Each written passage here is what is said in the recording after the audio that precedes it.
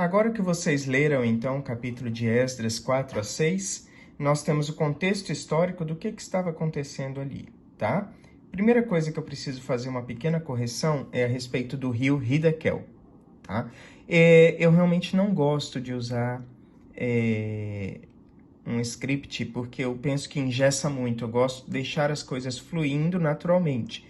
É óbvio que isso acaba fazendo com que a gente, infelizmente, cometa alguns errinhos ao longo da gravação, tá?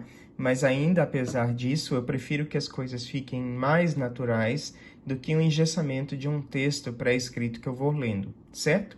Então, o Hiddekel, na verdade, não é o rio Eufrates, mas o rio gêmeo dele, o rio Tigre, que também corre na Mesopotâmia, certo? São os dois rios que fazem ali com que aquela região seja chamada de Vale da Mesopotâmia, né? O vale entre rios, tá? Por isso, Mesopotâmia. E então, o Hiddekel, na verdade, ele é o rio Tigre. Bom, voltando, o que aconteceu naquela situação? Os samaritanos tentaram ali ajudar os israelitas a reconstruir o Templo de Jerusalém. O problema é que os israelitas, os judeus, para ser mais exato, eles perceberam uma certa malícia e má intenção da parte dos samaritanos e acabaram não permitindo que eles ajudassem a reconstrução do templo. Não é descrito a natureza dessa malícia, mas em nenhum momento eles teriam uma indisposição natural contra os seus vizinhos, ainda mais oferecendo tamanha bondade. Quando se lê o texto, a princípio, parece até que eles foram rudes, mas eles realmente perceberam alguma malícia e disseram, olha, muito obrigado, não precisamos de ajuda. E a malícia se revelou realmente porque esses samaritanos reuniram alguns príncipes e encaminharam ao imperador da Pérsia uma carta relatando de que se o templo fosse reconstruído, tá, aquele povo que uma vez tinha sido povo de guerreiros valorosos, iria reestruturar seu poder e atentar até mesmo pela destruição do Império Persa. E o imperador persa deu a ordem de parar a reconstrução do templo. O problema é que eles não pararam a reconstrução do templo e ficaram de braços cruzados. Eles reuniram homens e disseram, imperador, vá ver se não é verdade que esse templo existiu e que, apesar do que foi dito, era, na verdade, o centro da adoração do verdadeiro Deus, tá? E não uma questão política. Se nossos antepassados foram homens de guerra, não desejamos guerra. Verifique-se que todos os utensílios utilizados no templo foram levados para a Babilônia e tudo que nós queremos é viver em paz. E só queremos cultuar o nosso Deus em paz. E realmente o imperador persa foi verificar seus registros. Por quase 2 anos ficou parado a reconstrução do templo, até que houve um edito imperial que se retomasse a reconstrução do templo. Por que é que Daniel ficou triste? Porque ele estava envolvido nos negócios do rei e essa discussão foi trazida à tona judicialmente. E Daniel estava muito angustiado, ele sabia que a reconstrução estava parada. Esta carta enviada pelos superiores da região da Judéia havia sido enviada ao imperador e o imperador estava avaliando juridicamente se ele retomaria, autorizaria ou não a reconstrução, continuar a reconstrução do Templo de Jerusalém, certo? Então Daniel orou 3 semanas. Parece estranho 3 semanas inteiras para uma oração ser respondida, mas eis que a cortina do mundo espiritual, então, é retirada e Daniel pôde saber o que aconteceu e por que a oração dele demorou tanto tempo a ser respondida. Algumas, esse aqui 21 dias, eu diria até que é pouco tempo, algumas demoram anos, né? Então, por que levou-se 21 dias? Paulo cita as seguintes situações. No livro de Efésios ele diz, não temos que lutar contra a carne e o sangue, mas sim contra os principados, as potestades, contra os príncipes das trevas deste século, contra as hostes espirituais da maldade nos lugares celestiais. Então, Paulo está falando, gente, tudo que acontece no mundo físico tem uma causa no mundo espiritual, e a nossa verdadeira batalha não é aqui física, nós temos que lutar no campo espiritual. Por vezes até vamos ter que lutar no campo físico, sim, mas por trás há uma batalha do mundo espiritual. Inclusive, a respeito dos governantes e da política, Paulo até faz uma admoestação em uma carta que ele escreve a seu filho na fé, Timóteo, bem interessante. Ele diz o seguinte a Timóteo: admoesto-te, pois, antes de tudo, que se façam deprecações, orações, intercessões e ações de graças por todos os homens. Todos os homens? Sim, todos. Pelos reis e por todos os que estão em eminência, outras traduções dizem esferas de poder, para que tenhamos uma vida quieta e sossegada em toda piedade e honestidade. Paulo está mandando que a gente, além de orar pelo mundo espiritual, a gente ore pelos nossos governantes. Mas por quê? Porque estas pessoas, elas estão influenciadas pelo mundo espiritual, quer saibam, quer não saibam, quer acreditem ou não. E nós temos o dever, como cristãos, de orar por elas para que o bem prevaleça e as melhores decisões sejam tomadas. Então, Gabriel segue explicando: agora eu vim para fazer-te entender o que há de acontecer ao teu povo nos derradeiros dias, porque a visão é ainda para muitos dias. E falando ele comigo estas palavras, abaixei o meu rosto para a terra e emudeci. Eis que alguém, semelhante aos filhos dos homens, tocou-me nos lábios, e então abri a minha boca e falei, dizendo àquele que estava em pé diante de mim: Senhor meu, por causa da visão sobrevieram-me dores, e não me ficou força alguma. Como, pois, pode o servo do meu senhor falar com meu senhor? Porque quanto a mim, desde agora não resta força em mim, nem fôlego ficou em mim. E aquele que tinha aparência de um homem tocou-me outra vez e fortaleceu-me. E disse: não temas, homem muito amado. Paz seja contigo, anima-te, sim, anima-te. E falando ele comigo, fiquei fortalecido e disse: fala, meu Senhor, porque me fortaleceste. Então o ser sobrenatural que acompanhava Gabriel, que tinha aparência de homem, mas era mais do que um homem, fortaleceu a Daniel. E ele disse: sabes por que vim a ti? Agora, pois, tornarei a pelejar contra o príncipe dos persas.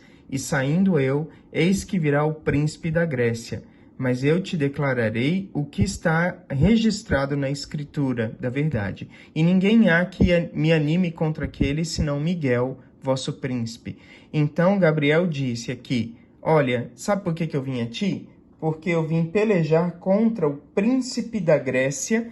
E saindo, né, o príncipe da Grécia da Pérsia, melhor dizendo, saindo o príncipe da Pérsia, vai vir o príncipe da Grécia, né?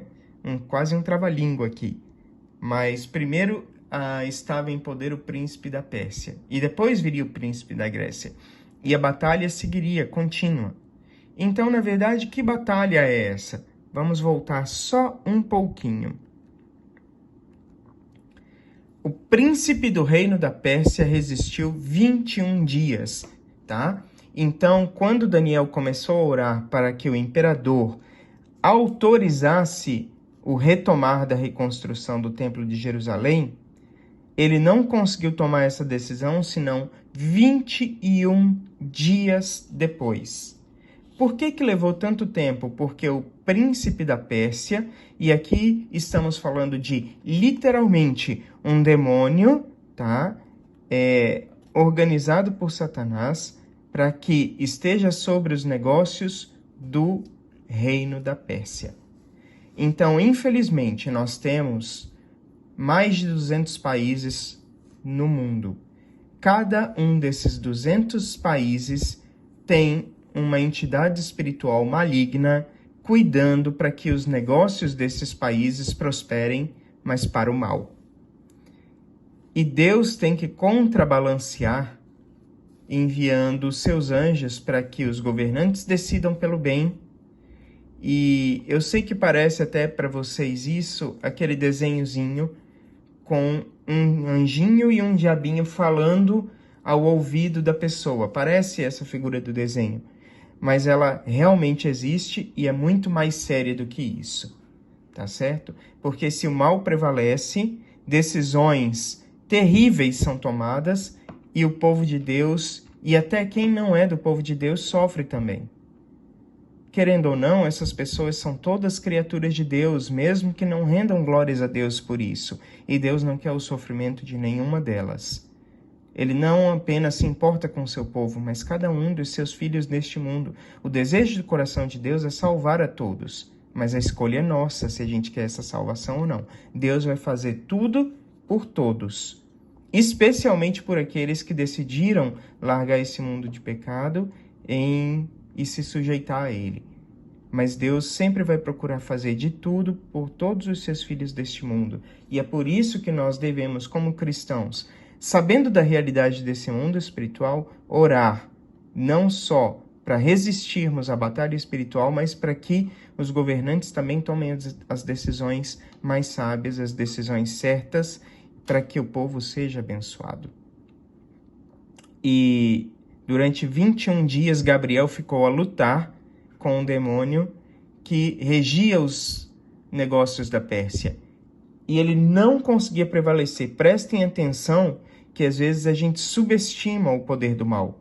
E eu não estou falando aqui em termos de gnosticismo, em que o poder do mal é equiparado ao poder de Deus, é um Deus do mal igualmente poderoso como Jeová e antagônico a ele. Não. Se vocês olharem o livro de Jó, o poder do mal é um poder que o próprio Deus controla, mantém, restringe. O mal não faz nada que o próprio Deus não permita. Então, por que Deus permite? Se vocês prestarem atenção no livro de Jó, infelizmente, se Deus não deixar agir o mal um pouquinho, tá? E o mal sempre vai falar que as pessoas têm paz e prosperidade porque Deus as suborna com paz e prosperidade para que o sirvam. Esse é o contexto das coisas ruins que aconteceram com Jó. Satanás acusou perante todo o exército celestial no livro de Jó a que Jó só era fiel a Deus porque Deus o subornava com família, dinheiro, propriedades, paz e prosperidade.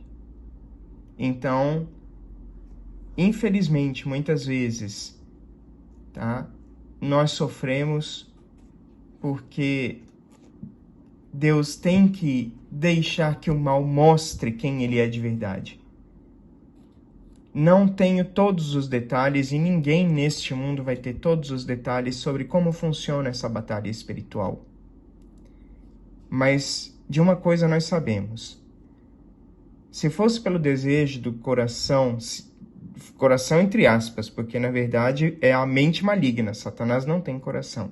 Mas se fosse pelo desejo da mente do mal, Satanás mataria e destruiria todos nós. E Deus tem o objetivo a que a gente escolha livremente. Para escolher livremente, o mal é uma potencialidade que tem que existir. Então, no meio da escolha, Deus, embora deixe o mal agir, mas o restringe. E quando o mal está ultrapassando os limites a ponto de nem os próprios anjos de Deus conseguirem segurar as torrentes do mal, eles mesmos podem pedir e Miguel vem em ajuda. E Miguel veio e ele venceu o príncipe da Pérsia e, por fim, o imperador persa decidiu por autorizar a reconstrução do Templo de Jerusalém, inclusive fornecendo do próprio tesouro real e da fazenda real animais para a purificação do templo. Que bom que nós temos Deus do nosso lado. Essa realidade espiritual, ela abre os olhos para coisas que acontecem, inclusive leis às vezes absurdas que são passadas no Congresso Nacional de todos os países, inclusive no Congresso Nacional Brasileiro. A gente vê muitas vezes absurdos passando. E por que esses absurdos estão passando? Porque há um grande conflito ali entre as forças do bem e do mal. Anjos de Deus estão ao lado dos relatores parlamentares, querendo influenciar para o bem, mas demônios também estão ao lado deles, querendo influenciar pelo mal.